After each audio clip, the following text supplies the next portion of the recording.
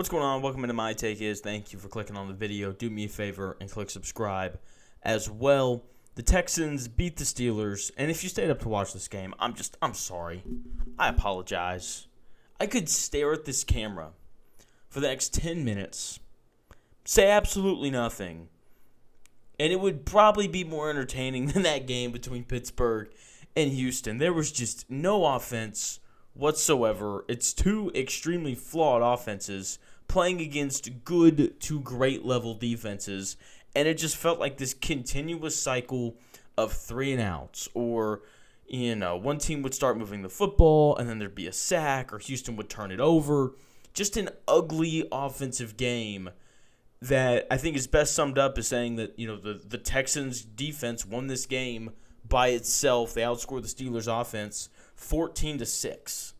They had Aaron Rodgers and the rest of that offense in hell for the entirety of that game, and it was just a normal Houston Texans defensive performance. That front just dominated the game.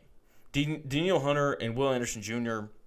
just had their way against what is an average at best Steelers offensive line. They pressured Aaron Rodgers relentlessly. They lived in the backfield. It felt like every time Aaron Rodgers dropped back, he was getting hits. There was pressure in his face. I think the Texans ended up finishing the game with 4 sacks.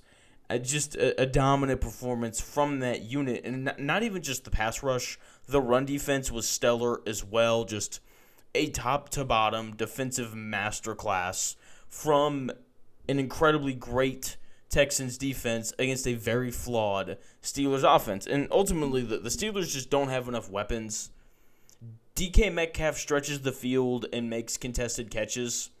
That's about it.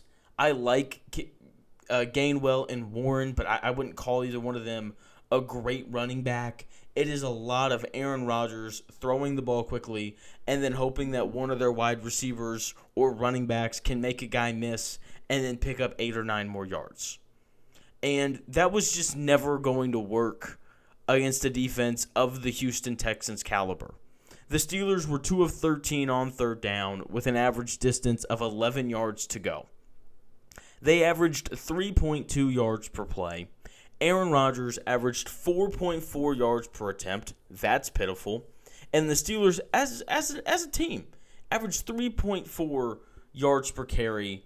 Just an embarrassing offensive game from Pittsburgh. But if you've watched Pittsburgh play this year and you've watched Houston, this really isn't a surprise. It's not a surprise at all. I'm not surprised.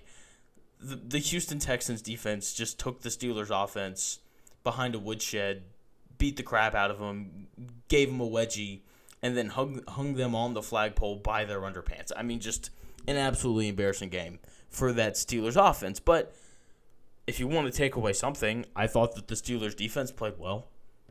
Played well enough to win. Forced 3 turnovers. CJ Stroud struggled quite a bit in that game.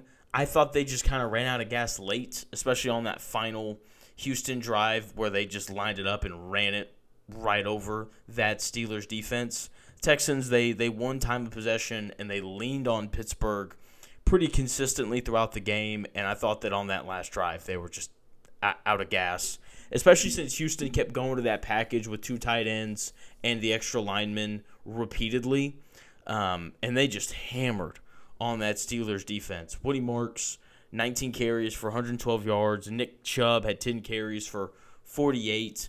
They just had so much success on the ground because of that personnel package. They went to it a lot, and it's a large part of why they won that game. It allowed them to control the time of possession, and that gave their defense plenty of time to rest, because that Houston Texans defense, when it's on the field for 25 minutes as opposed to 35 minutes, you get a different product, especially late in games. And so, tip of the cap to Houston figuring out a way to run the football and controlling the game the way that they did. And that's what's going to have to continue to happen if they're going to continue to win these playoff games. They know that, especially if Nico Collins is going to miss some time. He was carted off, evaluated for a concussion as well. They're going to play the Steelers next week, and look, that Steelers defense, they're going to play the Patriots next week, and that Patriots defense is no joke. It's a really good unit that's got two really good corners, so they're going to have to figure out a way to run the football again. More importantly, C.J. Stroud, he's got to figure it out. He was not good tonight. Dropped multiple snaps. Wasn't as accurate as you would expect for him to be. Like, I know that the Steelers have T.J. Watt and Cam Hayward and all these things, but I didn't feel like C.J. Stroud was consistently under duress. It wasn't like he was running for his life. I thought he, more times than not, had like a good NFL pocket to make throws from, and he just didn't. It's not that he played like horribly. He just didn't play to the standard that I have for C.J. Stroud. Okay, and as good as this defense is for Houston, like, they're not going to hold everybody to 6 points. They're not going to score 2 defensive touchdowns every game. If they do, then just hand them the Lombardi now. So C.J. Stroud is going to have to figure it out. He's going to have to be a little bit more efficient. He's going to have to be a little bit more accurate. He's a good player, though. I believe that he's going to clean it up. I think they're going to give the Patriots all that they can handle. Watch out for this Houston team. I know everyone kind of knows it. Like, if they can run the football the way that they did tonight and control time of possession the way that they did, there's not a better defense in the AFC. There is one in the NFC. It's called the Seahawks defense, but that's not for this video anyway. Like, they could very easily find themselves playing in the Super Bowl if they can continue to run the football and control time of possession the way that they did tonight. But again, C.J. Stroud has to be a little bit better. So watch out for Houston. That's a really, really good team. And subscribe. We got a lot more good stuff coming out as the weeks progress.